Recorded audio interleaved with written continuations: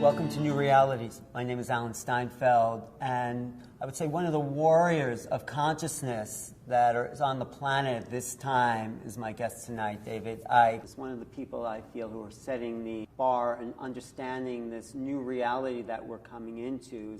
I just saw him give an 11-hour lecture yesterday, connecting the dots from conspiracies to ETs to banking fraud to protests, and he pulls it together from a very spiritual level and gives us a perspective of how to move forward as truly multidimensional beings. And I feel when the true history of consciousness is written, your name will be a part of that because you're bringing truth and clarity. And what I liked about your talk, because I put you in a box of conspiracy, you offered spiritual solutions.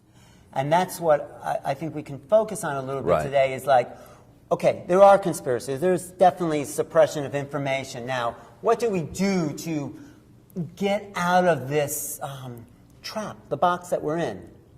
You know? Well, for me, it's a simple thing. I call it becoming conscious. I make the very clear distinction between what I call mind-body, which is basically that level that experiences through the five senses, and consciousness, which is the greater multidimensional infinite self. It's the kind of level of self that near-death experiences are experiencing when they leave the body. The body's like a lens, and it focuses attention. But if you have mind-body to interact with this reality that's in this world, if you like, but your whole point of perception is not totally of this world because you're being influenced by higher levels of awareness, which are giving you an intuitive and greater picture of self and world events, then you have the best of both. You have the ability to interact with this world, but you've also got the bigger picture coming through intuitively and all the rest of it. If you get isolated only in mind-body, as I call it, only in the five senses, so basically there's nothing that you are influenced by except what your senses are receiving in terms of information, then you are operating on a tiny, tiny fraction of your infinite possibility. And when you are disconnected from an influence of your real consciousness, then there's one place to look to get a fix on who you are, where you are, and world events, and that's this way. And if that information flow through the education system, as we bravely call it, and through the mainstream media, etc., is your only source of getting a fix on you and the self in the world, then you're going to get a distorted, limited picture of yourself and world events, because the cabal that I've been exposing for the best part of 2 decades, in fact more than that, control the flow of information. They dictate what is taught in the schools and universities. They dictate what comes through the mainstream media, and therefore the whole kind of foundation of human control is disconnect them from an influence of consciousness, isolate their attention in the five senses, and then program that isolated level with a version of self in the world that suits your agenda for global control. Right, so that in a way is, I feel, the biggest conspiracy, the fact that we are these multidimensional beings aware of these senses, and then we're told to focus just on this and ignore the intuition that comes to us, and if we don't ignore it, then we're crazy. And society labels us insane and puts us away. It's a simple thing, Alan. If you want to manipulate and suppress and enslave billions of people, you cannot have them in expanded conscious awareness, because you can't do it. They'd see through it immediately, and consciousness in its true sense would never stand for being enslaved. So you have to put them in a tiny bubble of reality that sees themselves as little me, I have no power, etc., etc. And that's what they've done, and it's done systematically. Simple thing. You see, when I got into this, Alan, I was a journalist and I was a television presenter with the BBC. And then I had some amazing, what you might call spiritual experiences, paranormal experiences. They're not really paranormal, but they are from the normal view of the world. And I started to realize that there were other explanations for life, the universe, everything. And they were compelling explanations. And my question, being a journalist, was, why aren't these taught in the schools? Why don't we see this in the media? What's going on? And that made me realize there was a conspiracy to suppress this information and emphasize two polarities, which should actually be one, but two polarities in the way that they are expressed in our society. One is religion, and the other one is science. And we see religion and science as opposite sides, when true spirituality and true science are actually the same thing. Exactly. But they pull them into a polarity. Now, here's a simple question that I ask myself. I've traveled the world a lot, I see them. We have thousands and thousands of television channels all over the world, endless thousands and thousands of newspapers and radio stations. Apart from those that specialize in it because they're presented by people who are interested in the information, how many times do you ever see anywhere in the world television documentaries asking anything about the nature of reality? You don't see them. Well, that's why I call this show New Realities. And of course, the inquisition of religion has blocked people from this expanded view. But what's happening now, they put 7 million people in a box, but like you've said and other people on the show, there's a shift in vibration where the box is ripping at the seams and they can no longer contain the consciousness that you've experienced firsthand. Well, what happened to me, Alan, is that in 1990, I went to see a psychic because for the previous year, when I was in a room alone, I was a journalist and I was a national spokesman with the British Green Party, but when I was in a room alone, it felt like I wasn't alone. And by March 1990, this has become so tangible that, long story, I went to see this psychic. And this stuff started coming through. I'm presenting the sport and the news to the BBC, and this psychic suddenly telling me that I'm going out on a world stage to reveal great secrets and all the rest of it. But one of the key things that I was told right back at the start was that there was through this psychic, there was a vibrational change coming, i.e. an information change, a consciousness change, that was going to act like a spiritual alarm clock. It was going to wake people up from what it described as their amnesia, their coma. Because basically humanity collectively is in a hypnotic state. And when you heard that, did you think it was, crazy, that's ridiculous? Well, I'm the kind of person, Alan, that never dismisses anything, but never takes anything on face value either. And therefore, what I do is I put it on the back burner, as I call it, and I'll see what happens. But you'll have felt it, so many people watching this program will have felt it, that you hear something, and this might go, but this goes, yes, yes, yes. And something like that was going. I thought, I've got to go with this. And not only did I go with it, I left the BBC. I went out on this a journey on the basis of, yes, I feel to go with this. And at the time, obviously, there was no evidence that this awakening was happening. There was certainly no evidence that something else that came through the psychic at that time was that this energetic change, which I call the truth vibrations, was going to bring to the surface all that had been hidden from humanity. There's no evidence of that at all. But 2 decades later, when I look at this period, it's unbelievable what's happening now.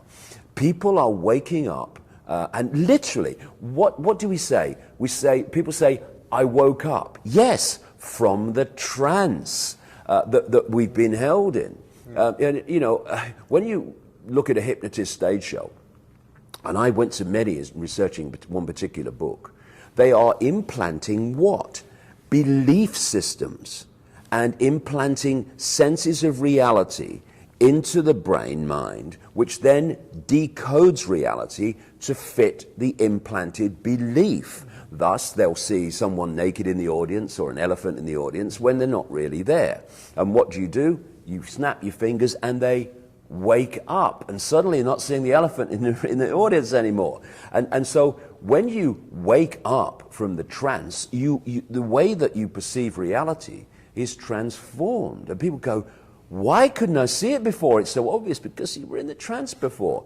And so what we are looking at is this mass sleeping beauty waking up called humanity from the spell that has been cast upon us. Because the vibration we're moving to can no longer support what your thesis is that there's a government, and then there's the shadow government that controls the government, and then behind the shadow government are the suits, and then behind them is the alien reptilian consciousness that feeds off the dramas of the human civilization. It feeds off low vibrational human emotion, which is why society is structured to produce maximum low vibrational human emotion.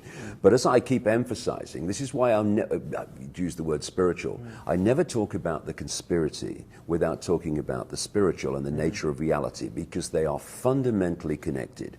You cannot control 7 billion people physically. You can do it in a small area, but you can't do it globally. You have to manipulate people, the target population, to see self, little me, I have no power, and the world and world events in a certain way. Thus, this global conspiracy at its foundation is a mind game.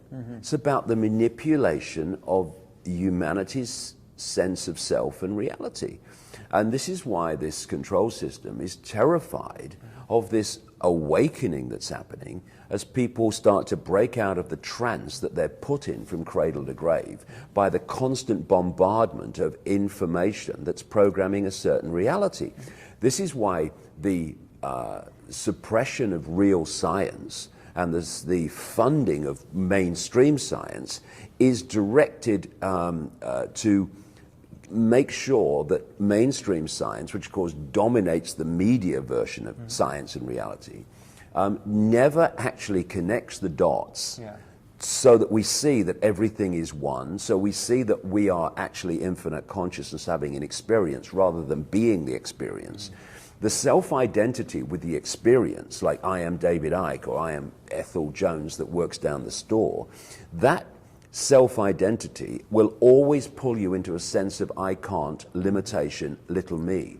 Whereas when we then realize, which is what science is funded and structured to suppress, when we realize that actually we are consciousness having the experience, we're not actually the experience, then suddenly your sense of self moves from little me to infinite me, and therefore your ability to be manipulated becomes dramatically less. But what do these, let's call them reptilian beings, really want? So they suppress humanity, they feed off their drama and the emotions, but what does that get them ultimately? What's the big picture even behind that level of reality? Their state of being, for many, many reasons, not least, their own attitudes and their own sense of reality, is resonating to what is low vibrational human emotion. All these things that come from the base foundation called fear. I mean, guilt, anxiety, regret, anger, frustration, depression, all these things.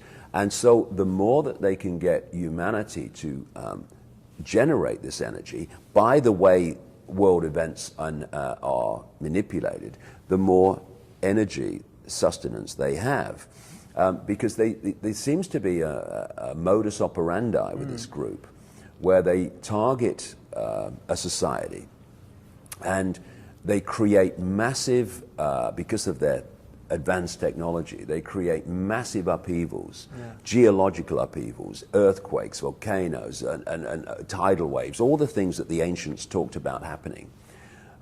And what that does is basically destroy the society that they're targeting.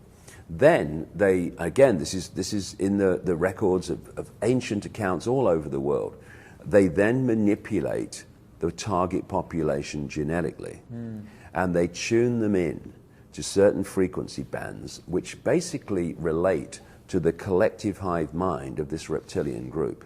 Because, the more I understand about this reptilian structure of society, it's very much akin in principle to an ant colony. where you have the queen ant, which is basically sending out the instructions in various ways, chemically and vibrationally, and the worker ants are picking this up, and they're just following the program. And I talk about this in detail in my books, but we are being subjected, and have been for eons, to a broadcast transmission. That doesn't make it sound as advanced as it really is, but in principle, a broadcast transmission, which we are tuned to, and our DNA, which is a receiver-transmitter system, is picking up. And thus we are experiencing a contracted fake reality compared with the expansion of reality that we should be experiencing.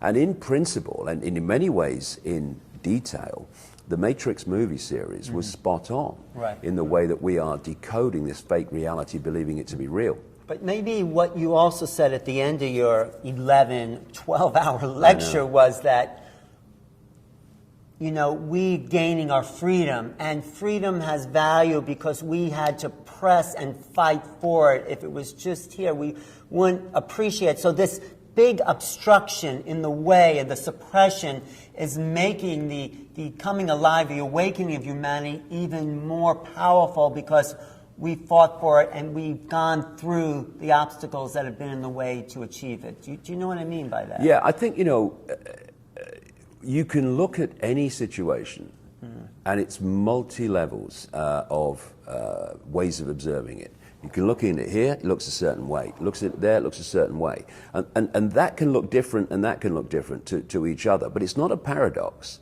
It's not. It's actually the point of observation. So you can look at this from this world reality, and you can see it as a human race being suppressed by an external force. And then you can look at it from another angle, and it's a massive, on one level, collective learning experience, if you like, because what it is showing humanity, and that consciousness which experiences humanity, the consequences of giving your power away, the consequences actually of saying, you do it, you're responsible for it. I mean, no one defends politicians less than me, but, the act of what are they going to do about it? What are they going to do about it? Instead of what am I going to do about it, is a process of giving your power away. If you don't want politicians to have power over your lives, then stop giving your power to them by saying, what are you going to do about it? And there's this negation of responsibility, where people don't want to be responsible for the world. They don't want to even be responsible for their own lives. They want someone else to blame, because then they can hide the fact that they're actually responsible for what's happening to them. And again, there's no greater way of putting your power away, or giving your power away, than saying it's your fault I'm in this state. We can even blame the reptilians, but if and of course it's part of that mind feed, but what you're saying is, the way forward is to come back home to yourself and say that I am a joyful being that's here to experience my ultimate consciousness. Yes, and also, things are now getting really challenging and really difficult, and people are having very, very unpleasant experiences as a result of the world situation. But there's another, again, you can look at it like that, and that's accurate. But you look at it in another way, and you say, if it wasn't happening, if it was just toddling along and everything was kind of just about all right, then there wouldn't be this awakening. Exactly. There wouldn't be this these people standing up in Occupy protests and saying, I can see the situation now. I'm a slave. I'm not having it. That wouldn't be happening. So these challenges are also gifts. I said many times, related to my own life, never mind the principle in general, that life tends to give you your greatest gifts brilliantly disguised as your worst nightmare.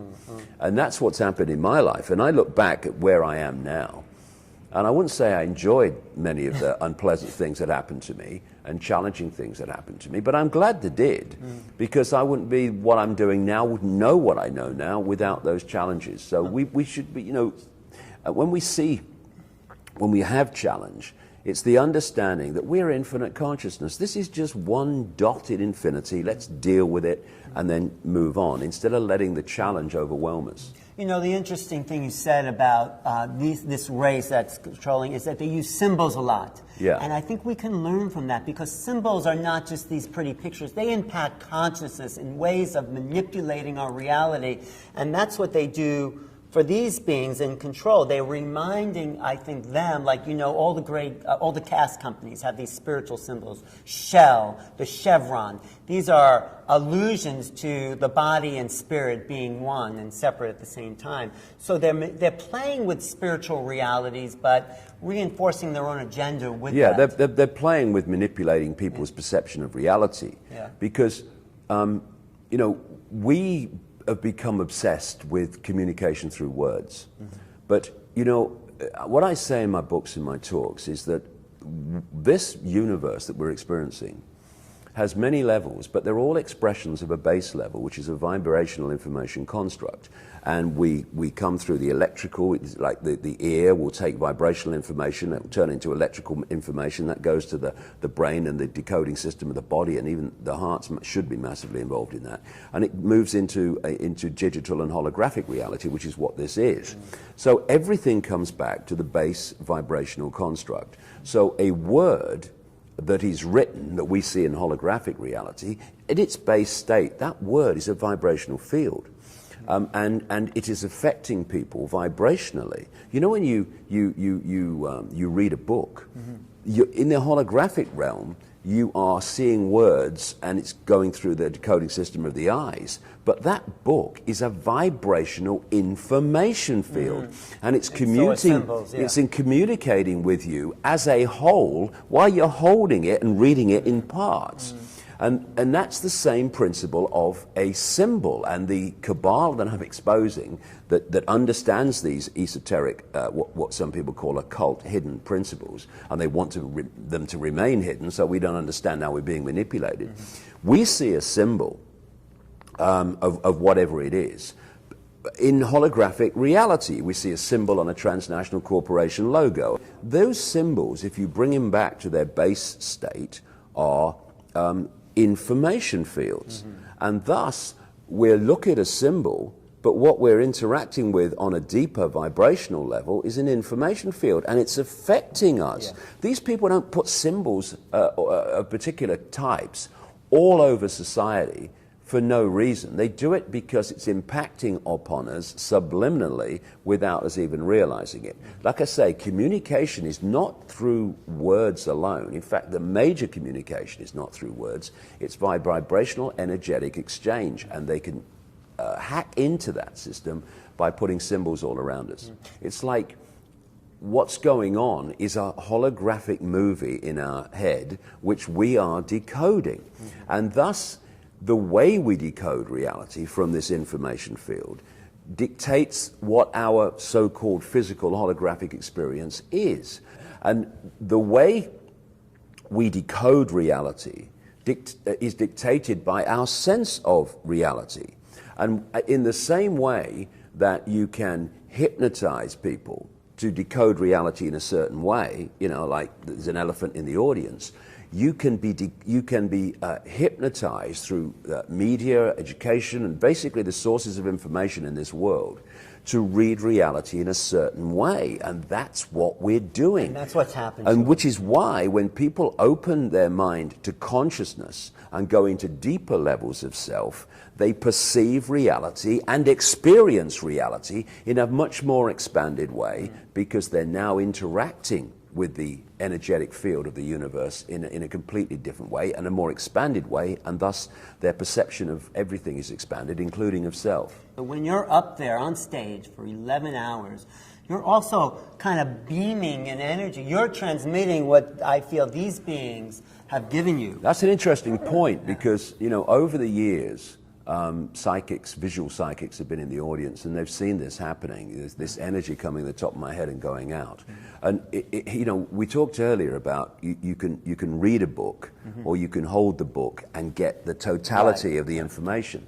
I realized, Alan, a long time ago, that the most important communication between me and the audience at these events is energetic, and more than that, the most important reason for them is that massive buildup of energy with the audience massively participating as we become one unit, that over the hours it builds up and it is sending out massive high vibrational energy information into the energy field, which can then be picked up by anyone that kind of interacts with it. And you know, that's what they're doing. That's what Satanists are doing. I mean, they say it in their own writings.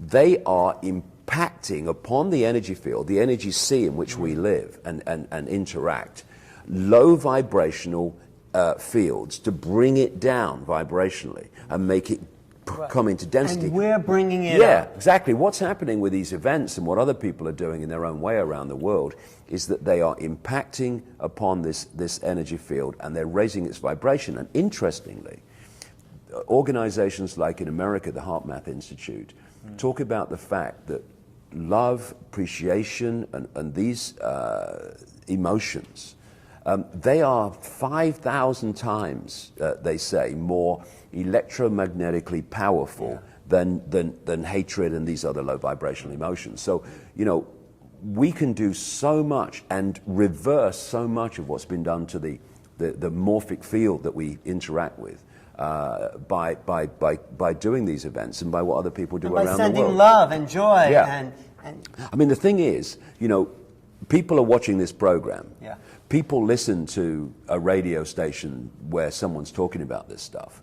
But that's not the only way that broadcast is communicating, because it's going out as a broadcast, and it's going out into the ether, and it's being picked up by people who've probably never heard of the radio station that they're being influenced by. Because when we talk in the media, we are giving out information fields, and thus anyone that can talk about this in any way, shape or form is adding to this transformation of the human energy sea, which is so important to lifting the density and allowing us to go into other levels of reality.